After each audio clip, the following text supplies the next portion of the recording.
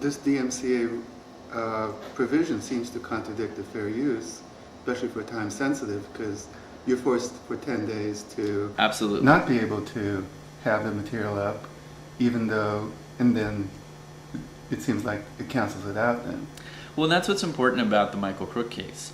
This is not just a situation for Jeff Diehl and 10 Zen Monkeys, but a situation for all of us. Obviously, we're here to vindicate the rights of 10 Zen Monkeys and Mr. Diehl, but we're hoping that if we set a precedent, that it will protect all of us, so that in the future it'll be a deterrent to anyone sending abusive and bogus DMCA notices, because they will see what happens when you do. And if you lose in court, then hopefully that will caution against this kind of abuse and censorship.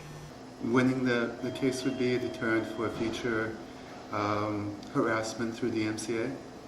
That's one result. The primary result is to win the case for Jeff Diehl and 10 Zen Monkeys, both in terms of compensating them for the loss that Michael Crook has caused them, and also getting a court order that he can't send them any more notices.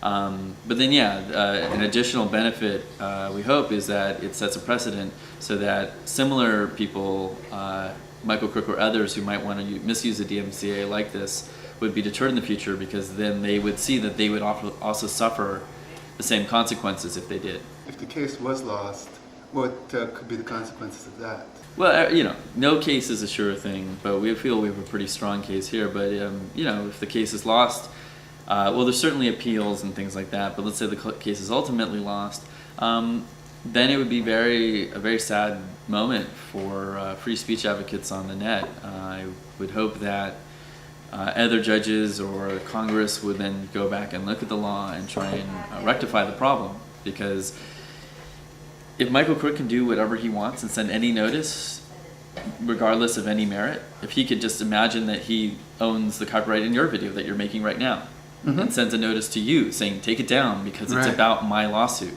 right? I mean, what's to keep him from censoring anyone he doesn't like on the internet, and for anyone, for that matter, to send a DMC notice censoring anyone? The way the law is set up, it favors those people who send notices right now, and so we have to make sure that the notices are valid, otherwise it's a threat to everyone. So I think if this lawsuit, if we don't win this lawsuit, it means that the DMCA becomes an even more dangerous tool to free speech, and we'll have to find other ways to correct it. I don't even plan to put a picture up of Michael Crook, but just the fact that I am interviewing you about this case, could he claim something to force this video to be taken down? Or would that be just too outlandish to happen? I don't know what's too outlandish for Michael Crook. He seems to have a very as far as do you think any personality. ISP would react to something like that? Here's the thing.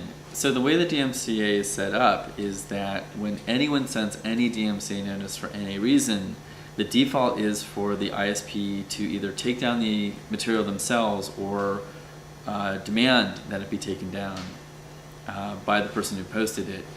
By doing that, they preserve these safe harbors that protect them from lawsuits of certain kinds. I think in this instance, since Michael Crook is so far off the map in terms of what the law is, that a lot of internet service providers realize that they can just ignore him because any lawsuit from him wouldn't matter. But he could send a notice regarding this video, and then your host provider, whoever that may be, whoever's hosting the material, would have to make a decision about whether to respond to his notice or not. But every single notice is a potential censorship threat.